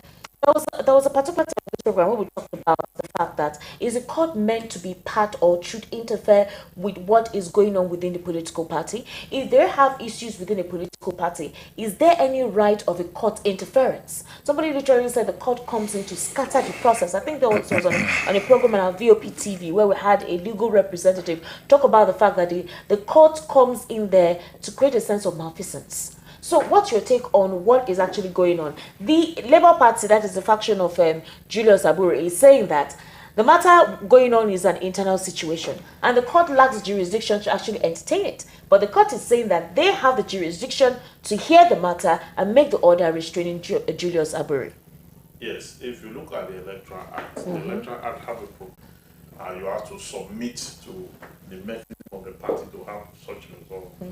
It's there in the Electoral Act, but when you extend it, now the party has gone to a conventional, okay, to say that because they were suspended, okay, to say that this suspension was wrong, so that they can be reinstated, and now a preliminary objection to that effect, but the court is saying it has jurisdiction. Now, there's no one who can say that the court does not have jurisdiction, even if there is a law, there is a appeal. Okay, it's also another court, okay, of competent jurisdiction that will state whether or not the court of first instance has jurisdiction or has no jurisdiction. Of course, the court of first instance have already declared that it has jurisdiction to hear the matter, okay, but the adverse side is saying no, that this court does not have jurisdiction to hear the matter. So they are going to go on appeal. So when they get on appeal, the appeal court will decide. So no party in this can confer jurisdiction on the court or on the internal mechanism of this, even though there is a provision of the Electoral Act that actually suggested the internal mechanism for resolution of dispute within the party. Okay, but if parties have overstepped that and they are not in a conventional court, the court has made its own decision based on certain issues, saying that okay, we have the decision to determine this matter, and it is an interlocutory ruling, okay, not the substantive suit now, because it's a response to a preliminary objection. Okay, so the parties who brought the preliminary objection, who have now lost out in the ruling, they are now going to the Court of Appeal to ventilate that. So let the Court of Appeal now decide whether or not the conventional court has jurisdiction, or whether they are going to be ordered to go and resolve the matter internally. It's quite unfortunate if we think of what is actually going on within the Labour Party. The reason a strong contender with the main opposition, the main ruling party and the PDP. Nobody expected them to come as strong as they did. It's almost like the race is getting to the finish line and we're beginning to see this entire internal quagmire. It's beginning to hold the party itself is not put together. it also feels like the leadership themselves did not realize they were going to amass such support and movement. And so now they understand what it takes. And so it's about, I want to be the leader. I want to be the, this is my position. And if you hear the entire scenario precisely, you can literally put a hand on what exactly is the bone of contention. You're talking about embezzlement of funds. Embezzlement of funds, which the court has found to not actually be true. So if that is the case, then why are we still having the case in court? What are you appealing? Who is supposed to chairman? Why is then, okay, so if you go to the INEC portal, who do you see there? If there is a contention, right? Who do you see there? We do have a call. Hello, good evening. Good evening, welcome to the Sunday Spotlight. Hello, good evening. Good evening. Okay, I think we've lost that call. We can't hear the caller. But again, there was a time Peter Obi made a statement recently, I think on Friday, where he said people are accusing the Labour Party of washing their dirty linen in public. And he says, what exactly about the Labour Party should be considered private? The party, everything about the party is open. So why should anybody consider anything going on within the political party private? And he raised his hand to actually indicate, he said, this is the dirty linen. People are suffering based on the World Food Index or World Health Organization. 3 states will suffer more in terms of poverty. He mentioned bottom. So these scenarios are scenarios that one will begin to think, what exactly is going on? The supporters are saying that these are stooges placed to destabilize the party. Critics are saying, that is the opposition parties are saying, because they're a baby political party. Is the Labour Party a baby political party? It is not, but there's something the political party lacks. And that is the proliferation of statesmen. If you look at PDP, okay, PDP have this, if the dispute becomes so tough, there are some statesmen that will call the people together and say, resolve this, go and withdraw this. They have this, there's this capacity. Okay. Good evening. All right, there's this capacity that the Labour Party is lacking. They have not been this popular. The only time they were popular was when Mimiko was in the party and has claimed and later abandoned it. And has claimed governorship and later left. You understand? That was the only time they came in the spotlight. In the state, not nationwide. Okay, this is the first time they're having that nationwide spread. Yeah, good evening. Yeah, good evening. What's your name, please, and location? My name is Annie. I'm calling from London. Annie, welcome to the Sunday Spotlight. Please go ahead. Yeah. So, please, my question is this. First of all, thank you for the issue you're raising, and in particular, Workaday, I want to thank you so much for how you are highlighting certain legal issues. But there's one very important thing I want to find out. Does it mean that any person that gets off from the party any day will come and sue in the court and say that, oh, I am the chairman, or I am this and I am that, and court will entertain it? Because if, from what you are saying, if there was no convention, where Apapa was elected as a chairman or an acting chairman, all right, then the court is entertaining this. Does it mean that tomorrow any person, any group of people can always get up from any party and say, oh, we are the chairman and this and that, and the court will be entertaining such a discussion? To me, it looks ridiculous. It really looks funny, you know. So please, I will be happy if you can expatiate on this very issue. Barrister Joe. Remember, you can call 0700 903 903 903, 0700 903 903 903, and of course the WhatsApp number is on your screen if you're watching us on YouTube. It's 090 0700 09. That's 0700 39. That's what number. Go ahead, Barrister Joe. Anyway, in a law courts, just like my left friend here rightly said the other time, anything that is brought before the court will entertain it. Okay. No matter how frivolous it is.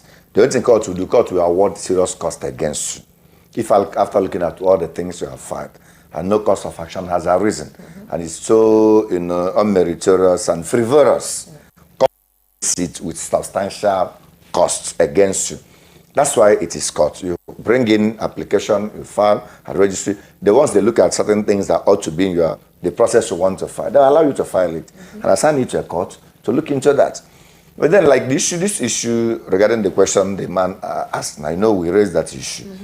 What's the background of Apapa? Which convention actually introduced him? At what level? What a kind of gave him an authority to challenge the leadership of at Abure, and who suspended Abure? It is at the level. It was not even Apapa that suspended, it was at the world level. People should know this political intrigues. We have seen it play out even in terms of Oshomola and Obaseki in those states, where Obaseki, through his local government councillorship ward, right? Suspended Oshomola. Oshomola went to court. They played instrument of the court. Courts violated. Before you know it, it was at 5. Oshomola left. So I believe that was where they got this idea from. Opposition party would have, because now the Labour Party is holding the opposition party and the ruling party at the jugular, and they are aware of that.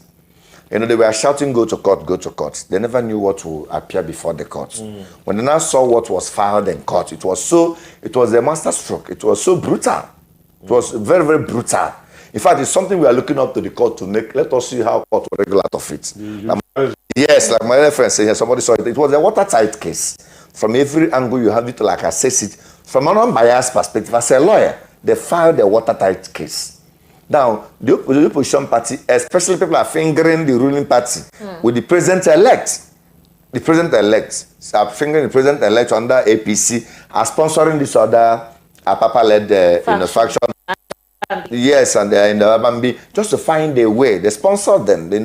Political party is an association, and by virtue of fundamental human rights and fundamental rights entrusted in every Nigerian, you have the right to belong to any association, freedom of association. So people can easily become member of any political party. Some of them will even begin to donate money, begin to give things for you to bring them close. But the agenda is to spoil. I can hear you. What's your name, please? Good evening. Hello. All right, I think we lost that call. So the agenda is to they will be sponsored. There was a person that was contesting the election. Some strange faces joined the political movement, began to donate money, take over projects. I asked them, "Man, do you know these people very, very well?" He said, "I said, no, they might be sponsored to destroy this our organizations. Even the fact that they are donating money and doing all these things, we should monitor them carefully." And eventually, towards the tail end of the election, some of them began to act. Hello, good evening. Hello, good evening. Good evening. Good evening, I can hear you. Name and location, please. Hello. All right, please, when you call, I can hear you. Good evening, name and location. Okay. I'm not hearing you. Oh my God. I can hear you. I can hear you. Okay, good. Yeah. Hello. Yeah. Okay, I'm hearing you now. Please go ahead. What's your name and location, please? Okay, this is Ibrahim. Hello? Yeah, I'm hearing you now. Go ahead, please. What's your name and location? Okay, yeah. House of bread. Can I speak up about this? I can't hear you. You're not coordinated. What's your name and location, please? Okay, Ibrahim. Where's your location? Surulere. Surulere. All right, please go ahead. Yes, the house of. Are you on motion? Are you on motion, or you're using an earpiece? Because you're fluctuating. Yes, I'm not even using it because I'm hearing myself. All right, continue. I think that there's a connection problem there. While that is being rectified, let's take a listen to Peter Obi at the book launch on Friday. In fact, it was a fundraising book launch for the case at the Election Petition Tribunal. While the case is ongoing there's a fundraising going on, but that book launch was an avenue for that. Let's take a listen to Peter Obi and what he talked about concerning the death of the Labour Party being displayed in public.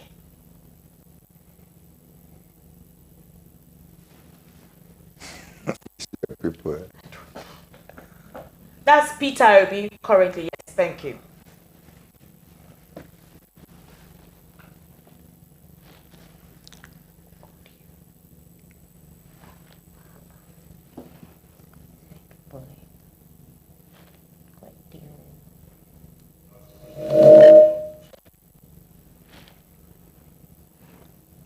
To lose my job.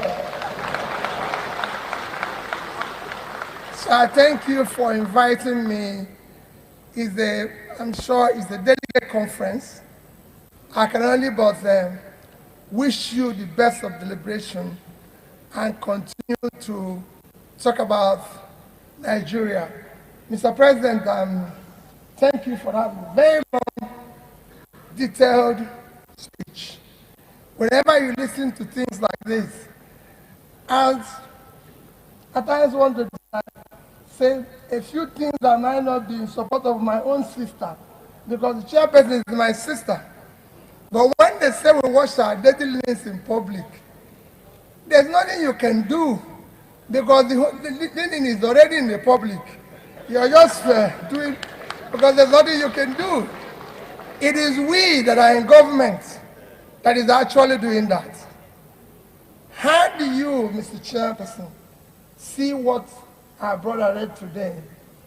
That we are going to face hunger strike in a country like Nigeria, where there's vast, fertile land. And he mentioned 3 states that is going to be mostly affected. Borno State, Adamawa and Yobe. These 3 states, Borno State is the second biggest state in Nigeria, with 70.9 thousand square kilometers. Followed by, among the 3 states, Yobe is 45.5, and Adamawa is 36.5. 3 of them put together is 108,000 square kilometers. That is 5 times the size of Israel. Israel is 22%. And so if you times Israel is 210 and this is 110. And Israel is doing food exports. And these people can't feed themselves. That is what is wrong. And that is what we must fix to stop washing our dirty linen in public. I wish you the best of deliberation. Thank you and God bless you.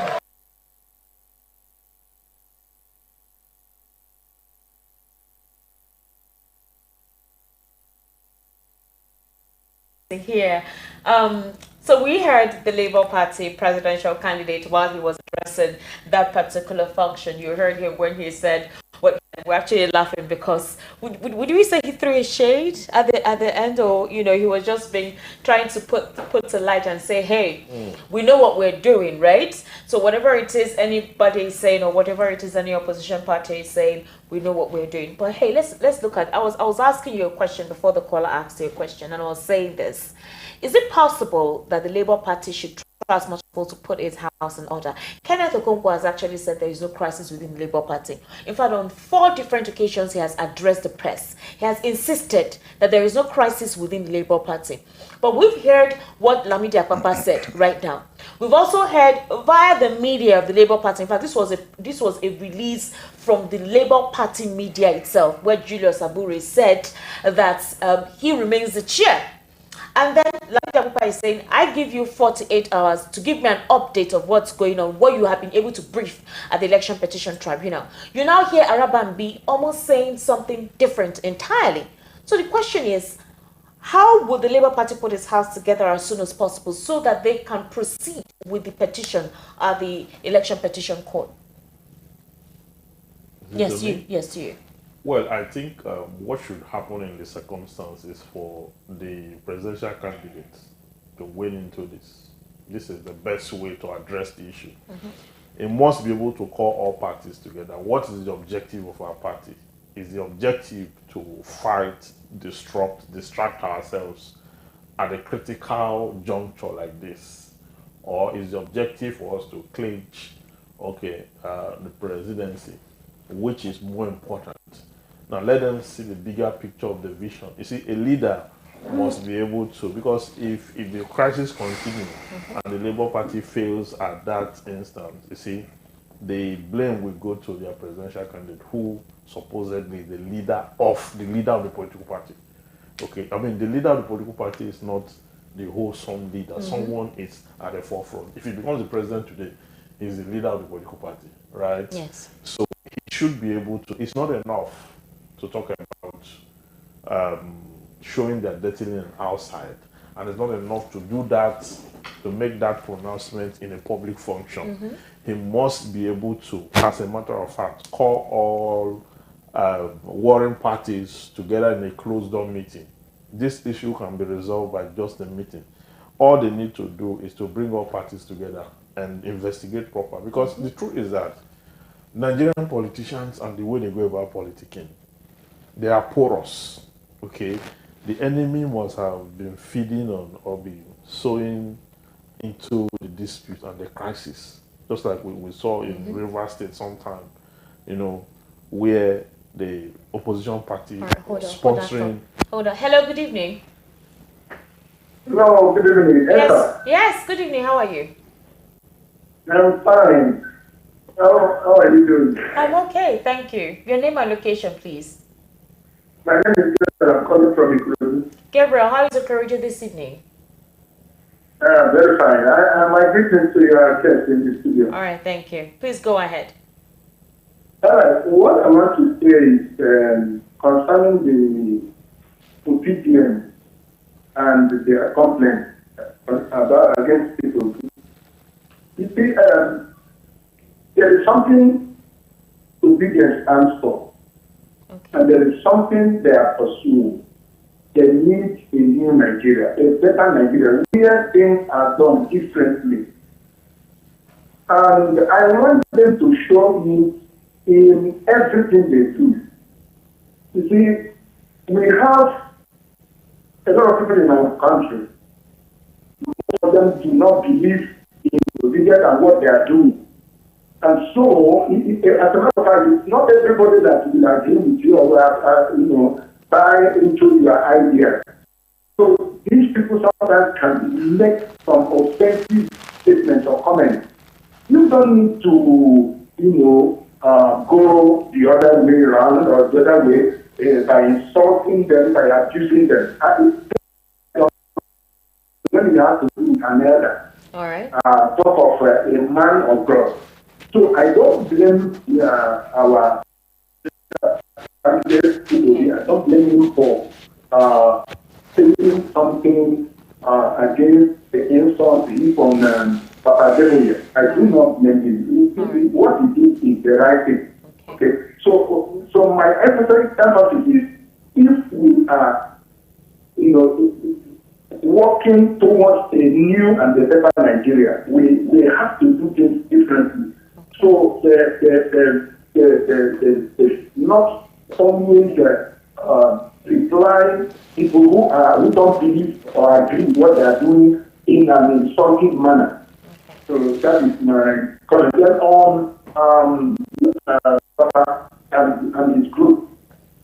We do, I maintain again, we do not know them. They are not for us. They are not working for our party. Okay? All through the electionary period, we hear that name. During the election, we did not hear that name. Now, after election, suddenly this man surfaced and with his group, and they are working against our case in the tribunal. They are enemies of Labour Party. They are not leaders of Labour Party. That's what I want to say. Thank you very much. Thank you so much for calling. Thank you. You were saying? Yeah, I think at this critical juncture, they must be able to resolve that party and then the dispute. And there's no way that dispute can be resolved without P2B, stepping in, so that the picture is properly painted. Some persons have been sponsored by the opposition to create problems and mayhem within the political, to distract them at this critical juncture where they are supposed to be together. If they are not careful, very soon they'll be calling witnesses to the Yes, yes. They'll be calling witnesses on the petition. Yes. Okay, if they cannot resolve this issue now and present the bigger picture of the vision of the political party, I'm afraid they might call a witness who is sponsored by the opposition in court, and that will create incalculable damage. Hello, good evening. Good evening. Are you hearing me better now? Yes, I can hear you better now. What's your name? Are you hearing me now? Yes, you called from Surulere the last time, right? Exactly, yes. All right, please go ahead. Okay, thank you. Thank you to the big brother. Okay. I want to just mention about the House of Press. Okay. I listened to you when you were talking about House of Press and so on. What I see, I interpret that the first leg of the match has been. So it remains the second leg. The first and leg of that is where the men jump. And there's something I can do in the House of Press. Hello, you're fading in and you're fading out. So yes, exactly. From my end. Oh, I'm sorry. I can't so much. The way we never call again. Coming from my end. All right. You can actually send a WhatsApp message there. You can send a WhatsApp message. All right. We will definitely be able to see us. Thank you. Thank you so much for calling. 0700 903 903 903. 0700 903 903 903. And then the WhatsApp number is 0700 903 9039. All right. You made a valid point here. You were not done before that call. At this juncture, this issue has to be resolved. I don't know how the legal team, I don't know their level of input in this matter. But once a matter is in court, the lawyers, the litigants must ensure that they protect their case. And part of protecting your case is preparing your witnesses. And then these witnesses may be bought over by the opposition. And they may go to court and become hostile witnesses against the case they are supposed to defend. And then that will lead to, because at this juncture, whatever will distract the Labour Party from, the lawyers have already filed a fantastic brief. Okay, now you need support, you need conglomeration and forthright force to ensure that what is filed is properly executed in court, so that the judiciary will make a decision. So this is not the time for the political party to start to create conflict and dispute within themselves. And if you go deep into this, you find out it's pecuniary. This dispute is pecuniary. It's not just because somebody wants to lead. See, it's about pride and power. Okay, so Peter Obi need to step into the fray and resolve these issues so that the party can move forward with the case in court. Remember, we're streaming live on YouTube. It's VOP TV and it's a Voice of the People 90.3 FM. That's VOP 90.3 FM of VOP TV. We're streaming live on YouTube, so do subscribe so whenever any of our programs come up, you definitely get notified. And again, the number to call is 0700 903 903 903, and the WhatsApp number is 0700 903 9039. The next question is for you, Barrister Joe Nwokedi, and I want us to I need your purview on this. Barrister Evans made a very valid point, which any other person can logically kind of understand. He has met Wole Soyinka in a way of trying to create that sense of peace, create that ambience of humility. Whatever it is you think the Obedients are, that's not what we are, right? I respect you. He has done the same thing too through aid, concerning the aspect of the revered Reverend Enoch Adeboye, Pastor Enoch Adeboye of the Redeemed Christian Church of God. You heard the last call that whether we like it or not, it's not good for us to insult elders, and he did the right thing. We need to change the entire stratosphere on how things are being done if we need a new Nigeria.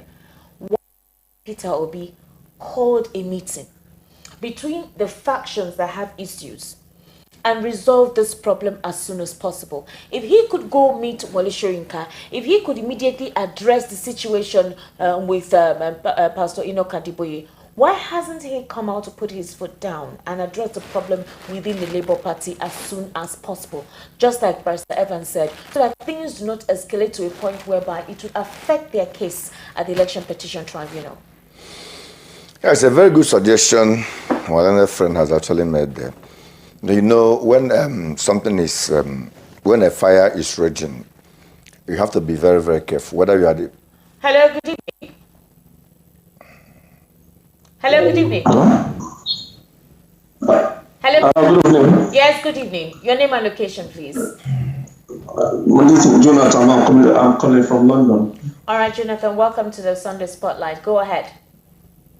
Okay. I want to contribute on this Labour Party issue. Okay. So can I go ahead? Yes, please. I said go ahead. Go ahead.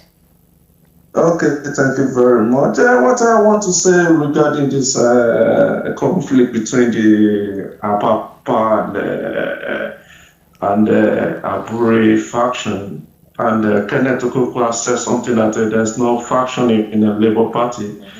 So, but what I want to say is that we should not look very far. We should just look back at when the attack came on during Okupe from the DDG campaign of Obidient movement. So the attack has been there, and there's a lot of work the opposition has been doing to bring down the movement. So back and forth, even as I'm talking to your president, a lot of work is still going on the opposition on how to infiltrate, how to penetrate on the leadership of the Labour Party. And Peter Obi has said something. These people will not just be looking. So they are working morning and night just to make sure that they make sure to the movement. And when one of the lawyers beside you there, they said that the Labour Party filed a watertight case. They are looking everywhere. How can we break into this struggle? How can we break into this movement? So it's not expect that maybe they're gonna make us relax and be looking. So there's tension in the camp of opposition. What can we do? The case is the hearing of the case is moving close. So what can we do? Let's intensify. So, and the best way they can do it is just to use the people within the party, just to break into very close to the courtroom, and just to withdraw the petition. But I believe it's too late. It's too late. Everything is in the open now. The hearing has commenced already. Okay. So the only thing that the Labour Party can do is just to look for a kind of internal mechanism to resolve the challenge presently. Thank you. So thank you very much. Thank you for your contribution. All right. Mr. Joe, you were saying before you do that, the number to call is 0700-903-903-903, 0700-903-903-903, and the WhatsApp number is 0700-903-9039, 0700-903-9039. We're talking about the internal crisis within the Labour Party. We're talking about the speakership position and the Senate president's position. We're also talking about the fact that the president-elect has traveled out of the country. And of course, based on what his media spokesperson said, he seems to be under pressure from a lot of political stalwarts for appointments. These are the conversations that we're having on the Sunday Spotlight. Please go ahead. So I believe that P2B might, in a situation like this, you have to be very, very careful. Why aligning with my friend said, but P2B should be careful, because sometimes when a fight is staged, the main person might be the person that they want to use, that may be targeting. And once you show in that fight, you'll be killed. Not knowing the fight, the major fight is not that fight you are seeing, but your presence in that fight is what they want. So the moment you submit to that fight, they'll just kill you. So when you see such a fight, it's something you have to approach with caution and with serious tact. So first you have to watch it, know where the missiles are coming from, the direction of the missile, and who are those behind the missile. Then whether it is something like canceric, is it a cancer? Is it ordinary malaria or malaria with a cancer? But do you think he should address the problem as soon as possible? Then yes, he has to study that situation and know how to come in. It's this media battle. Where is he coming from? Who are those behind him? Is he a person trying to vent his displeasure or trying to make things better in Labour Party, or is his mission to destroy and destabilize? Is my presence going to validate maybe what the opposition wants him to do, so that he'll be like, I have submitted to all the kind of catastrophe and crisis or whatever he's causing? How would the other parties view my being involved? After you have studied all these things, he'll go in. His president, like my learned friend said, the father figure, that father figure is not in Labour Party. They don't have it. In other parties may have the father figure or somebody that may talk, former Senate president, Hello, good evening. Hello. Good evening. Hello, good evening. Good evening. VOP. Yes, VOP. What's your name, please, and location? Exomena is the name. I'm calling from Lekki. From Lekki. Please go ahead. Yeah. Oh, okay. Actually, it's what's going on. You see, I'm very disappointed in Apapa-led.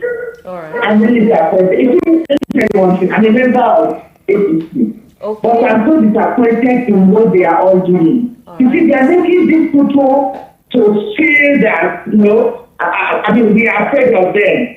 Oh, really? You want to see that these people to go to court. Okay. You say they should go to court. They are now in court. Why are you feeling guilty that they are in court? You don't have to feel guilty. You know, if actually we know that we won the election, why are you feeling guilty? We have to go to court. You see, look at what Apapa-led has said. Can I say that, assuming that if it was Peter that won the election, would Peter have said that he will not be sworn in? I mean, look at what he's talking. It's somebody that in another political party saying this. I'm so disappointed in Apapa-led. I'm so disappointed in that it's already shown that what we've been trying to hide is not coming to show the public that actually to move to APC something them. And it is not good. I'm so disappointed in that what we want. I mean, we are told that we say we won the election. Okay, we say we didn't win. We say we should go to court. Then why are we not doing this thing? They're making us to feel that we have something, give them, that we are having something by telling them to go to court. You understand? Yes. You said you're making them to go to court. So I'm so disappointed. I'm an APC member, but I'm so disappointed in our party. I'm so disappointed. If you are doing something there, I'm so disappointed. And I think, the top person of the government, and I'm confident there. If actually they are doing something there, they should hide it. They should not make it open. I'm very disappointed in the honestly, I'm really disappointed. It's actually shown that it's not in the election. Honestly, I'm so sad because they have been people to see us finish. And I'm not happy about that. It is not good. Okay. Please, another to watch what he says. She should watch what he says. He should watch, it's not a good action. He was never a Labour Party man. People that people planted into the Labour Party. I'm using a card carrying member of APC. But I start to say to jail that I'm disappointed in APC. I'm disappointed in jail. I mean, what can I get? Look at people back. What can I get? I'm so disappointed in jail. All right, thank you. And they're not making people to have sympathy for you. That's what they're saying. Look at what the Lord said Apapa-led was saying. That is rubbish. Thank you very much. Thank you so much. Wow. Like, That's just you heard what she said. The party member of the APC. Because the way a party member, a Labour Party member is now fighting for the opposition. Say, why would the president be saying that people that the president will not be, the candidate will not be saying, will not be sworn in? Is that your business? You are in Labour. You are not speaking of, she just captured it succinctly. Yes. The Arabambi of a man is from everything they are doing, everybody, even this Alameda, Papa, all this, right? People are now saying the APC people are afraid of the matter in court. And she's saying that if the APC feel they actually won, why put your hand in the case? People are looking at even the very moment this Alameda Papa showed up, somebody said next thing will be like, go and withdraw the case in court. We are not pushing this matter. And before it's clear that he began to say something to that effect. People said them, and they began they are acting upon that. At the state level, they already to withdraw the cases. So why? That's the thing. So why? People are happy to be getting more and more sympathy. And even the judges are listening to all this. You may think that they are not human beings. They are human beings. They can only be heard, but they're not be seen. They read all the papers. They have access to all the social media, but they'll not talk to you. They're not going to social functions and begin to donate money and dance around. But these are part of things they listen to. So that's why Peter Obi's involvement should be done in a very, very careful manner. Because you don't know what he might go there to discuss with these people. And then certain things might be like, it might be giving them validity. So let them know, but that crisis is not good for Labour Party at the moment. But they have to discover the source of the crisis and people behind the crisis. If there are people that should be ignored, why putting their houses in, very, very intact? They should find a way to. If they have a strong legal team that will go, because I'm not downplaying any lawyer. The lawyer that argued out this matter before Justice Mwazu. So they will be strengthened. So by the time they go on appeal, they'll make a very formidable, application before the Honorable Justice Court of Appeal. And that they also know that, look, this matter has to do with the main matter before the tribunal. All these things are distractions. Let the matter at the tribunal be the focus. Be like kind of merit. Nothing like withdrawal or all these internal mechanisms trying to look for an avenue to, to like get the matter, to win a case. Let the matter be decided purely on merit or as to who won the election or who did not win the election. This has to do with the electors and the mandate of the Nigerian people to who they want to be their president. All right, 0700. Not to cut corners and find a way to distract the men's suit and withdraw the suit. 903. The WhatsApp number is 0700 903 9039. And remember to subscribe to our YouTube channel, Voice of the People TV at VOP TV Live. Voice of the People TV and VOP TV Live, as well as, the radio, Voice of the People 90.3 FM. Would actually implore you to subscribe so whenever any of our programs come up, you're definitely notified. In fact, we do have the VOP this morning, which will take place as well very early in the morning tomorrow from 7 to 9. And of course, other programs, the world news and the VOP business. There's quite a lot right there on VOP TV. So do subscribe so you get notified immediately we have any of the interesting programs come up. All right. Now, Barrister Evans, Ufeli, the next program, the next conversation, let's not use the word conversation, let's just say we're tilting towards the end of the program. Beyond all this that is happening, do you think the Labour Party actually has a structure? Well, it has a structure, but with like every organization, even this organization, one of a very strong school of thought in jurisprudence have said that whenever people gather, wherever you have more than two persons building a structure, an organization, or projecting a vision, or projecting an assignment, dispute must arise. There is no particular political party that is insulated from dispute. From APC, if they tell you the story of PDP, you will not believe they were once at the mainstream. There was a time we bragged. They were so sure of their structure that they were there for 60 years, that they were the biggest political party in the world or in Africa and all that. All those things happened. But to date, you still have dispute within them. So the dispute in the Labour Party is human nature. Now, what would distinguish it from other organizations that have failed is their ability to resolve the dispute amicably and then still project the vision of the party. All right. Okay, because the oppositions need to see the downfall of that political party to project their own agenda and objective. And if you see what is going on, the hands of the opposition is all over the place. Okay, we are not a country where people are contented. All right. Okay. And then people we just want to do whatever they want to do. But as what the party should do now is let P2P step in. Let this issue be resolved. Because of like Mimiko. Yeah, Mimiko. Finally, in a minute, because we need to round off. It's almost time. We have another program coming up in a minute. The APC itself. Now, Bola Ahmed Tinubu, he's a strategist, has come in, but right now he's feeling pressured. The system of imposition is what is already causing a fracas within the party. Do you think that this will be sustainable? Just in a minute, please. Anyway, they are trying to learn from him. He came up with the slogan of Milokon. To say it is their turn. And he can't stop them from saying it is their turn because he first propagated and then promoted and popularized that concept of being my turn.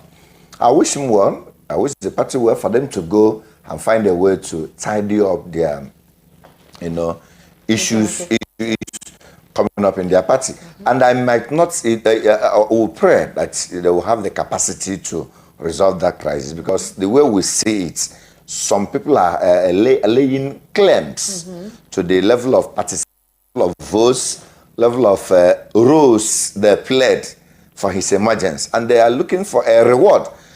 These things are not good for our democracy because politics is not like a reward for how you enable somebody to win an election. Because that would jeopardize the collective service delivery to the people.